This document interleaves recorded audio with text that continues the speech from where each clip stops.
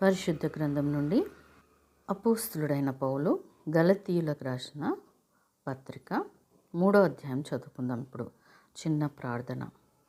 తండ్రి, కుమార, పరిశుద్ధాత్మ, నీకే స్తుతులు, స్తోత్రాలు, వందనాలు చెల్లిస్తున్నామయ్యా. ఇదిగో తండ్రి, వినుట వలన విశ్వాసం పెరుగుతుందని నీ వాక్యం సెలవిస్తుండగా ప్రభా, ఇదిగో తండ్రి, చదువుతున్న నాకు, వినుచున్న మా అందరికీ కూడా ప్రభా, నీవే మా విశ్వాసాన్ని బలపరచుమని తండ్రి, నీ వెలుగులో మేము నడుచుటకు తండ్రి ఆయత్తపరచుమని, ఈ రోజంతట్లో నీ కృపాక్షేమములు మా మీద ఉంచుమని యేసయ్య పరిశుద్ధ నామం అడిగి వేడుకుంటున్నాం మా తండ్రి, ఆమేన్. పరిశుద్ధ గ్రంథం నుండి అపోస్తులుడైన పౌలు గలతీయులకు రాసిన పత్రిక 3వ అధ్యాయం చదువుకుందాం. ఇప్పుడు ఓ అవివేకులైన గలతీయులారా, మిమ్మును ఎవడు భ్రమ పెట్టెను? సిలువ వేయబడిన వాడైనట్టుగా యేసుక్రీస్తు మీ కన్నుల ఎదుట ప్రదర్శింపబడను గదా. ఇది మాత్రమే మీ వలన తెలుసుకొనగోరుచున్నాను. ధర్మశాస్త్ర సంబంధ క్రియల వలన ఆత్మను పొందితిరా, లేక విశ్వాసంతో వినుట వలన పొందితిరా? మీరింత అవివేకులైతిరా. మొదట ఆత్మానుసారంగా ఆరంభించి ఇప్పుడు శరీరానుసారంగా పరిపూర్ణులగుదురా? వ్యర్థంగానే ఇన్ని కష్టములు అనుభవించితిరా. అది నిజముగా వ్యర్థమగునా? ఆత్మను మీకు అనుగ్రహించి మీలో అద్భుతములు చేయించువాడు ధర్మశాస్త్ర సంబంధ క్రియల వలననా, లేక విశ్వాసంతో వినుట వలననా చేయించుచున్నాడు? అబ్రహాము దేవుని నమ్మెను, అది అతనికి నీతిగా ఎంచబడెను. కాబట్టి విశ్వాస సంబంధులే అబ్రహాము కుమారులని మీరు తెలుసుకునుడి. దేవుడు విశ్వాస మూలముగా అన్యజనులను నీతిమంతులుగా తీర్చునని లేఖనము ముందుగా చూచి, నీ యందు అన్యజనులందరూ ఆశీర్వదింపబడుదురు అని అబ్రహామునకు సువార్తను ముందుగా ప్రకటించెను. కాబట్టి విశ్వాస సంబంధులే విశ్వాసం గల అబ్రహాముతో కూడా ఆశీర్వదింపబడుదురు. ధర్మశాస్త్రం విధించిన క్రియలకు సంబంధులందరూ శాపమునకు లోనై ఉన్నారు. ఎందుకనగా ధర్మశాస్త్ర గ్రంథమందు వ్రాయబడిన విధులన్నీ చేయుటి యందు నిలకడగా ఉండని ప్రతి వాడును శాపగ్రస్తుడు అని వ్రాయబడి ఉన్నది. ధర్మశాస్త్రము చేత ఎవడును దేవుని ఎదుట నీతిమంతుడని తీర్చబడను సంగతి స్పష్టమే. ఏలయనగా నీతిమంతుడు విశ్వాస మూలముగా జీవించును. ధర్మశాస్త్రము విశ్వాస సంబంధమైనది కాదు, కానీ దాని విధులను ఆచరించువాడు వాటి వలననే జీవించును. ఆత్మను గూర్చిన వాగ్దానము విశ్వాసము వలన మనకు లభించినట్లు అబ్రహాము పొందిన ఆశీర్వచనము క్రీస్తు యేసు ద్వారా అన్యజనులకు కలుగుటకై క్రీస్తు మన కోసము శాపమై మనలను ధర్మశాస్త్రం యొక్క శాపము నుండి విమోచించెను.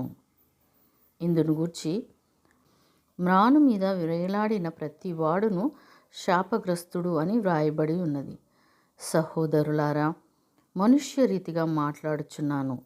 మనుష్యుడు చేసిన ఒడంబడికడైనను స్థిరపడిన తరువాత ఎవడును దానిని కొట్టివేయడు, దానితో మరి ఏమీయూ కలపడు. అబ్రహామునకును అతని సంతానమునకును వాగ్దానములు చేయబడెను. ఆయన అనేకులను గూర్చి అన్నట్లు, నీ సంతానములకును అని చెప్పక ఒకని గూర్చి అన్నట్టే నీ సంతానమునకు అనెను. ఆ సంతానము క్రీస్తు. నేను చెప్పున్నదేమనగా, 430 సంవత్సరములైన తరువాత వచ్చిన ధర్మశాస్త్రము వాగ్దానమును నిరర్ధకము చేయునంతగా పూర్వమందు దేవుని చేత స్థిరపరచబడిన నిబంధనను కొట్టివేయదు. ఆ స్వాస్థ్యము ధర్మశాస్త్రం మూలముగా కలిగిన ఎడల ఇక వాగ్దానం మూలముగా కలిగినది కాదు. అయితే దేవుడు అబ్రహామునకు వాగ్దానం వలననే దాన్ని అనుగ్రహించెను. అలాగైతే ధర్మశాస్త్రం ఎందుకు?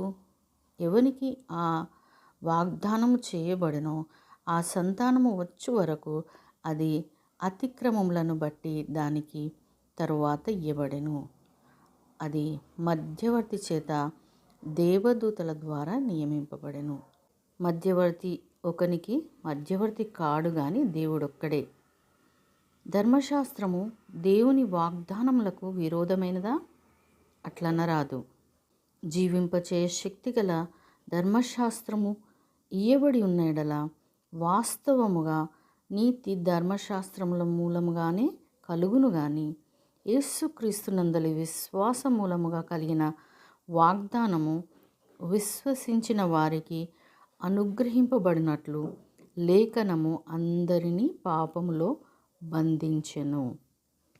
విశ్వాసము వెల్లడి కాకమునుపు ఇక ముందుకు బయలుపరచబడబోవు విశ్వాసము అవలంబింపవలసిన వారముగా చెరలో ఉంచబడినట్టు మనము ధర్మశాస్త్రమునకు లోనైన వారైతిమి.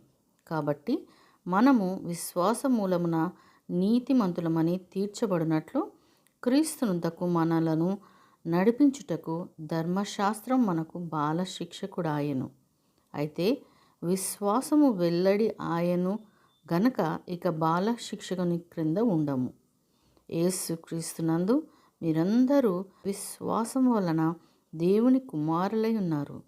క్రీస్తులోనికి బాప్తిజము పొందిన మీరందరూ క్రీస్తును ధరించుకుని ఉన్నారు. ఇందులో యూదుడని గ్రీసు దేశస్థుడని లేదు, దాసుడని స్వతంత్రుడని లేదు, పురుషుడని స్త్రీ అని లేదు. యేసుక్రీస్తునందు మీరందరూ ఏకముగా ఉన్నారు. మీరు క్రీస్తు సంబంధులైతే ఆ పక్షమందు అబ్రహాము యొక్క సంతానమై ఉండి వాగ్దాన ప్రకారము వారసులై ఉన్నారు. దేవుడు తన పరిశుద్ధ వాక్యమును మనందరి హృదయంలో ఫలింపచేయునుగాక. ఆమెన్.